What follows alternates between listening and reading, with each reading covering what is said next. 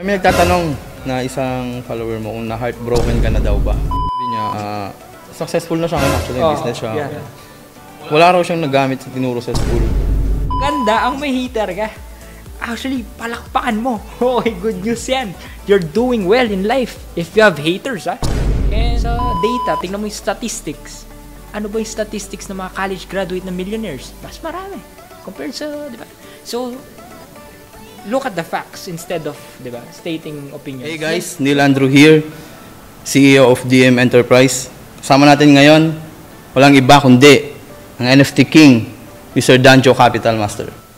Thank you for having me, bro. Kumusta ka, bro? Ayos naman, guys. Ako, marami na naman kayo learning sa akin ngayon dito. Sa amin dalawa, no? Actually, so kukwento namin yung pinagdaanan namin at kung paano yumaman, of course, kasi yung main topic natin, especially sa crypto NFT. Okay? Meron lang naman ako mga konting tanong, bro. Ano yun? So, bro, yung unang tanong ko sa'yo is, paano ka ba yumaman nung estudyante ka pa lang? Magandang tanong yan, bro. So, alam mo, ako nagsimula ako sa wala, bro. Dumating yung struggles talaga. Part of life, no? Na hindi naman ako pinanganak na mayaman talaga, no? So, opposite tayo actually. Ikaw, pinanganak ka, mayaman ka na eh. Ako, bro, laki ako sa wala. Tapos, through connections, through hardships, pinagdaanan ko lahat yan, guys, no? So, ang ma-advise ko lang is na ako na galing sa wala, nagawa ko, kayo pa kaya. Ganun yung mindset ko lagi, bro, eh. Kung ako nagawa ko, okay, kayo pa, di ba? So, kung ganun yung mindset na adapt nyo na kaya ko rin gawin to, nagawa ni Sir Danjo to, kaya ko rin. Walang makatigil sa'yo. So, hindi talaga nawawala yung struggles? Hindi mo wala, bro. Tsaka part of life kasi yan. At alam nyo ba, guys, na talagang darating yung point na minsan down kayo, walang-wala na kayo. Pero kapag you push harder, tuloy-tuloy lang, ganyan talaga yung buhay. Tsaka mahalaga yung alis ka sa comfort zone mo eh. Doon ka mag-grow eh. Alam mo, bro, nag-start lahat yan ganito, ano kwento ko. Nung estudyante pa lang ako, bro, nagbebenta na ako. Alam mo yung binibenta ko na? Phones. Second hand, bro. So ilang taon yun nagtagal na ganun? Tagal din, bro. Almost 2 years yun. Kaya kabisado ko lahat ng model ng phone. So, nagsimula ako sa pagbibenta ng phones, ganyan. So, nagbabuy and sell ako ng phones. Hanggang sa na-realize ko, bakit yung mga ibang tao, ang dami nilang kinikita, pero kapag pa-chill-chill lang sila, bakit ako naghihirap ako? Bakit kailangan ko pang i-meet yung tao, tapos tutubo ako pero hindi ganun kalaki? Tapos isang araw, bro, nakakita ako na Ferrari. Sa daan, nakakita ako. Tapos sabi ko, bakit wala akong ganung kotse? Bakit? Ang ganda naman ng Ferrari yun. Gusto ko, magkaroon din ako.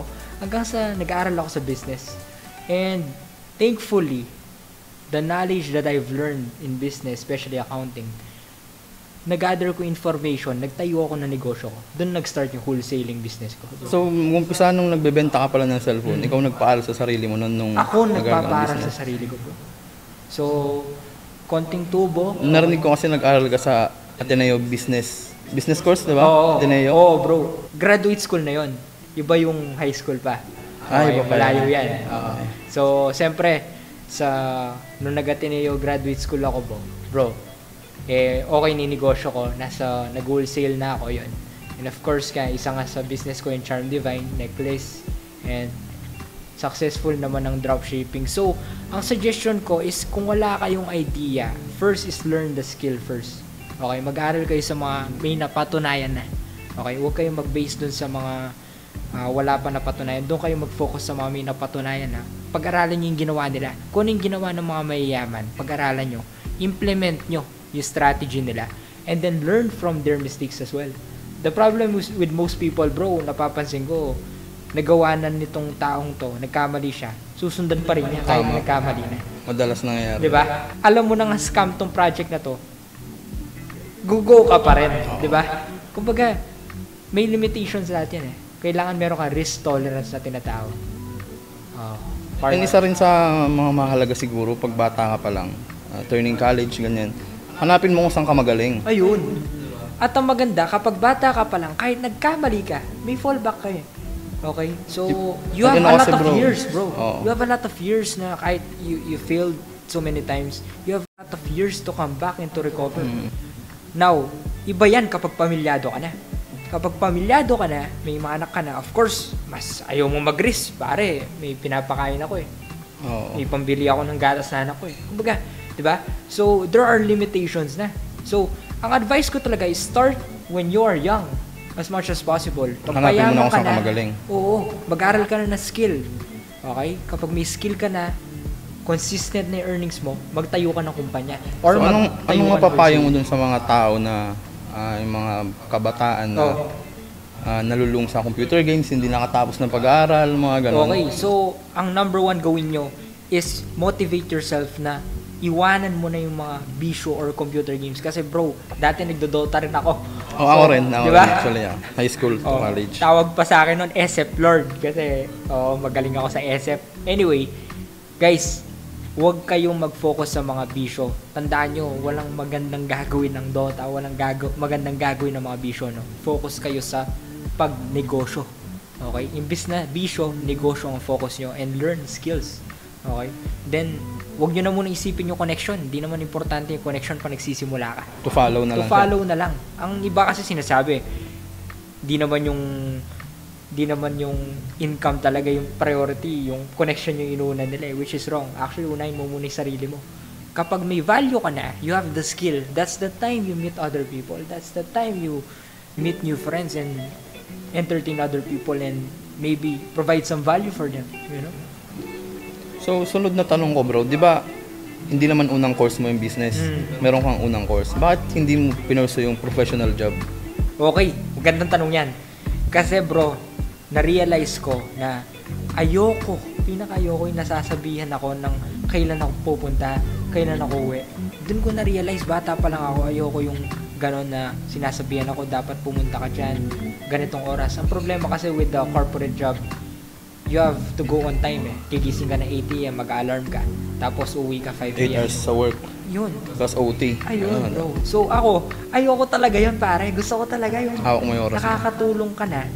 Hawak mo pa yung oras mo. Ako kasi priority ko talaga yung makatulong sa ibang tao. Hindi ko naman iniisip yung sarili ko eh. Proven and tested dyan. Marami ng sa community mo. Marami na ako natulungan bro. Especially yung mga natulungan ko sa Crypto Gods. Ayan, yung mga NFT projects. Dami ng yumaman dyan. Like times 1,000 Crypto Gods. Isa yun sa mga nagpayaman sa mga VIP students ko tsaka sa mga nanonood ng videos.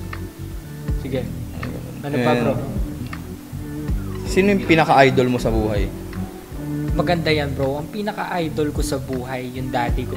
Kasi kahit na hindi kami mayaman, pero nakita ko sa kanya, nakita ko sa tatay ko na bilib talaga ako.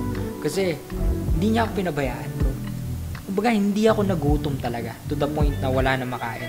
Ginagawa niya yung best niya na kahit nahihirapan na kami sa buhay, dumating pa kayong time, alam mo may tindahan kami nun bro. May maliit kami tindahan. Tapos merong Bombay.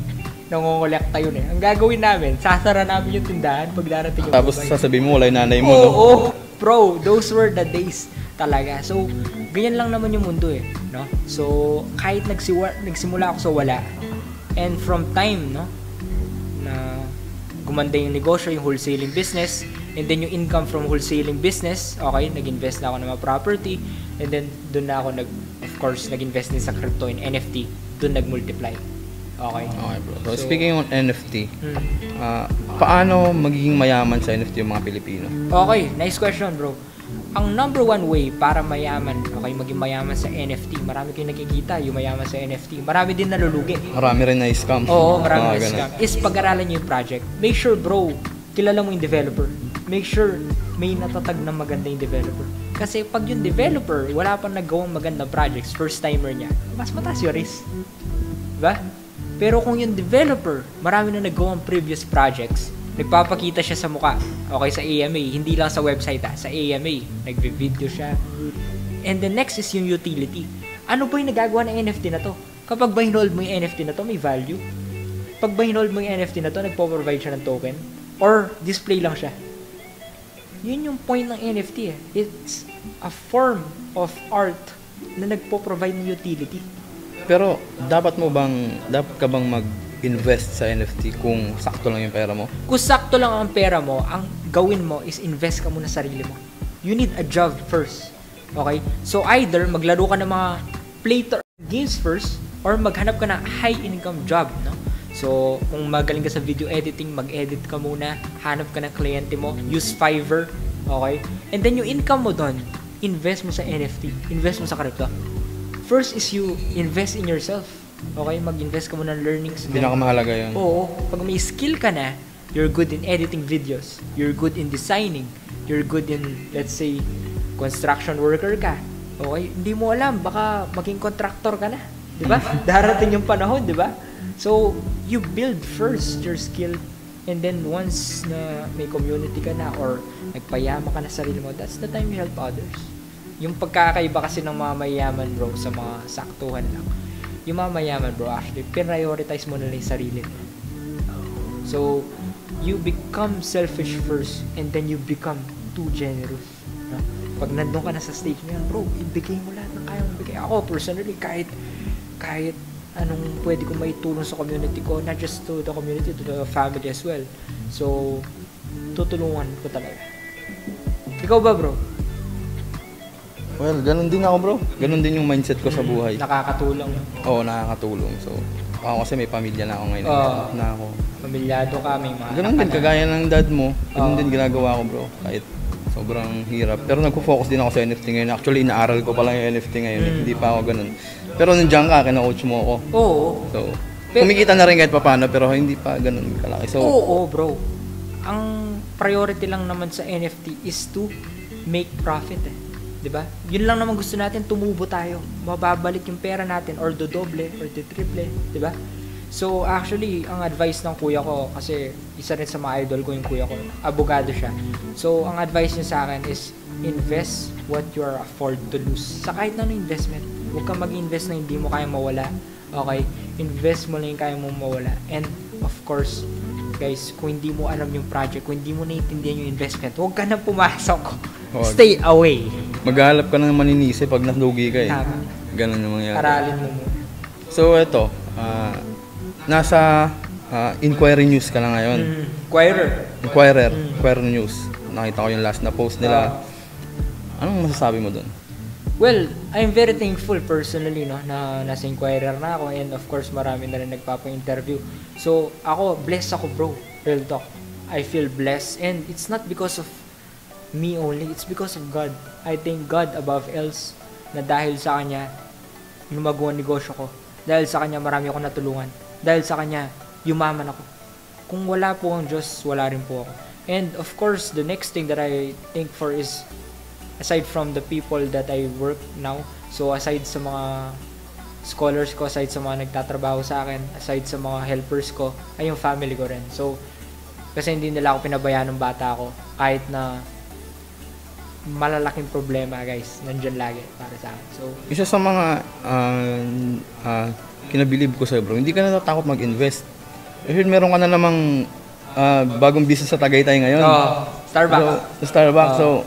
So, ako kasi, bro, ang mindset ko kasi, ayokong nilalagay lang sa pera yung bangko ko, eh. I mean, ayoko lang nilalagay yung pera sa bangko. Kasi, hindi gumagalaw.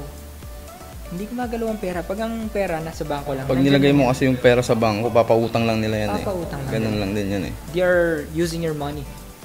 Why not use the mindset of banks na use money, okay? Make money work for you. Okay? Pagtrabahuin mo yung pera para sa'yo. So, yun yung pagnenegosyo. Pagtatayo ng mga... actually, isa pang magandang business ngayon, ang car wrapping. Okay? Ikaw, maganda yung kotse. Ano ba yung kotse mo ngayon? Benz yung kotse ko ngayon. Okay. So, naka-Benz ka. So, pag pinarap mo yan, maganda. Okay? Poprotektahan diba? Yung Or ceramic coating. Ceramic, ako, bro, pinaceramic ko yung Lexus ko, eh. So, importante, it is coated, diba? Para protection. And marami rin pero guys, kahit sinasabi mo yun, hindi rin ibig sabihin na advisable sa iba. Kumbaga, hindi applicable sa kanila lahat. Kasi baka sabihin nila, mag-invest tayo sa ganito, tapos malugi sila, hindi nila alam kaya paano. Kaya kailangan is diba? education. Financial education is number one. So, aralin nyo yung business. Tignan nyo yung mga nagtayo kasi, na ng mga shop. Ikaw matagal ka nag-aral ng business, diba? Bago ka bata pa lang ako. And of course, kahit na sinasabi na iba hindi importante yung education, guys, para sa akin importante yung education. So, nag-aral akong business school dahil alam ko, guys, kailangan ang business knowledge and financial accounting when it comes to big numbers na. So, kung magsa-start kayo, I suggest guys, focus kayo sa investment sa crypto, and then of course, diversify nyo yung portfolio nyo, and then of course guys, pag stable na yung skill nyo, stable na yung income nyo, that's the time you invest in NFTs, that's the time you invest on projects. So, yun bro. Speaking of education, pag-aaral o diskarte? Ano yung masabi mo doon? Pareho, pare. Kasi, kapag puro diskarte ka lang, wala ka naman knowledge. Okay, sinasabi na iba, basta madiskarte ka sa buhay, successful ka na. Hindi totoo yun. Kung yung madiskarte, wala siyang knowledge. Kung yung madiskarte, hindi siya nag-aral, talo siya, bro. You need balance. Okay? Pero meron ako na isang content creator na sabi niya, successful na siya ngayon, actually, business siya. Yeah. Wala raw siyang nagamit sa tinuro sa school. Yeah. So good point yan. Wala siyang naggamit pero marami sa kanya nang babash siya. Marami sa kanya nakatanggap okay, siya ng maraming... ako, hindi naman ako nagbabash, no? Hinahayaan ko lang yung mga haters kung i-bash ako. Okay, kasi pag nasa taas ka, bro, it is marami very talaga wrong. It is very wrong na mag-bash ka pa baba. Kasi bababa ka sa level nila eh. So, hayaan mo lang. Okay, part tsaka di nawawala yun eh. Pag umangat ka, meron talagang maganda yan. Alam mo ba, bro, pag wala kang hater, nasa baba ka. Kasi walang nainggit sa'yo, pare. So, maganda ang may hater ka. Actually, palakpakan mo. Okay, good news yan.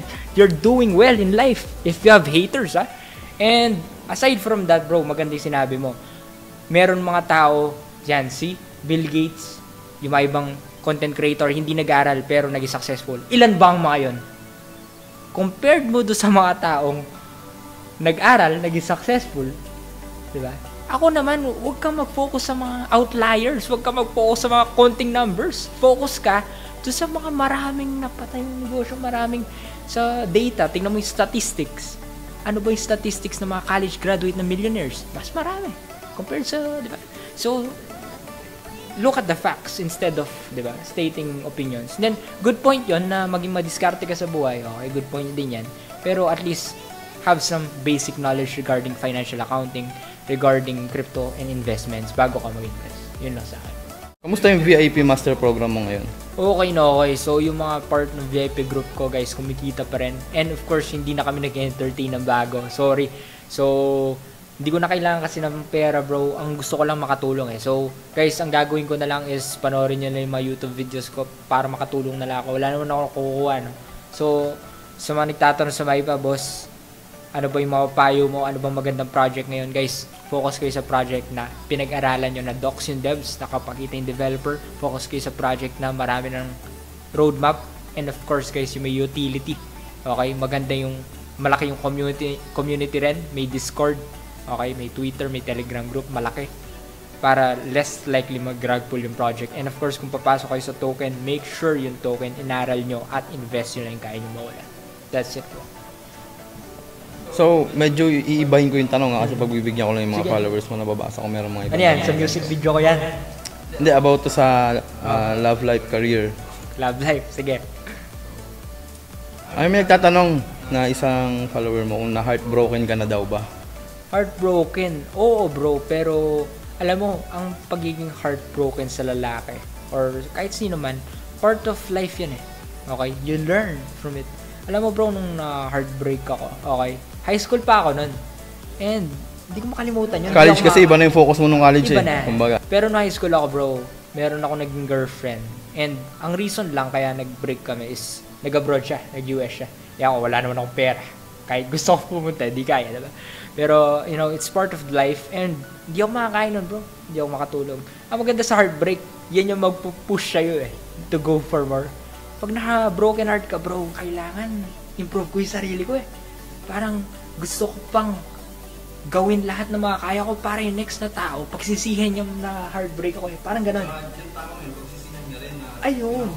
Yun nga, di ba?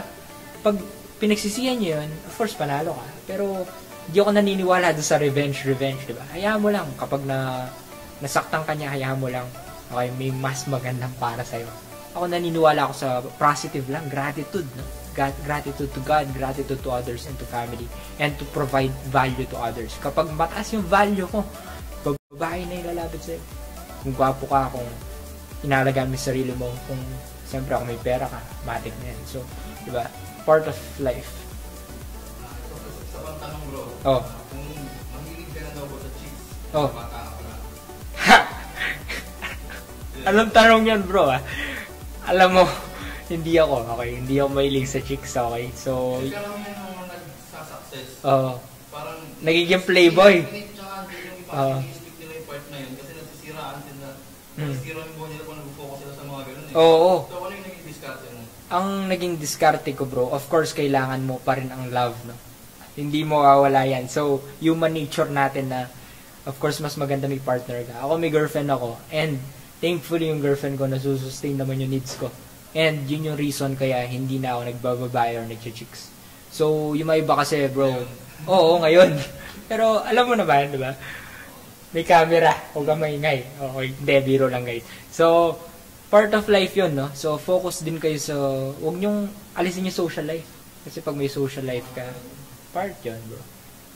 And lastly, yung music video natin. Last na lang. Promote na natin yung BT007. Guys, may banda pala ako ngayon, no? So, BT007, long distance, guys. Ako, Carl Antoniel, tsaka si Sergio. BT007, band namin. Lapit na, bro. So, baka at the time na popost ko tong podcast na to, na-release na yung long distance. So, kung hindi nyo pa napanood, check nyo na lang nasa link description below. Long distance BT007. Guys, para sa mga LDR couple yan, pakinggan nyo. And then, listen to my music on Spotify as well. NFT King. Okay. So, ginawa para sa akin talaga yan. And of course, part dun si Mr. Marvin Fabius. Kaibigan natin yan. Napaka-solid din yan. Balita ko, may bago siyang in-open na bar dito. So, minsan, puntahan natin siya. Oo, sige.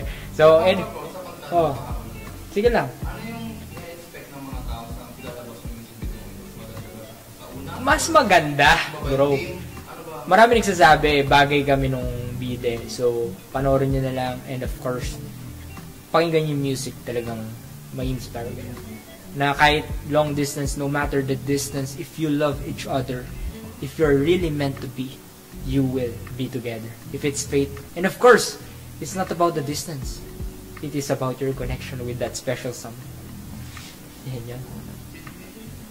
So, guys, salamat sa panonood, no? So, medyo napaba yung podcast natin. Grabe. Live lang to, no? Hindi kami nag-prepare, hindi kami nag-ano, kasi gusto namin on the spot. On the spot, bro. Oo. So, actually, di ko man alam yung mga tanong niya. Ngayon lang niya, kaya nasya-shock ako sa mga ibang tanong niya. So, on the spot lang, and I'm trying my best to be honest, no? Kaya, honest lahat ng sagot ko sa'yo, bro. Straight to the point. And yan lang, guys. So, Danjo Capital Master, the NFT King. Guys, thanks for supporting us. BT007 member here. Thanks for supporting Long Distance NFT King on Spotify. Have a nice day, guys. Stay tuned for the latest updates.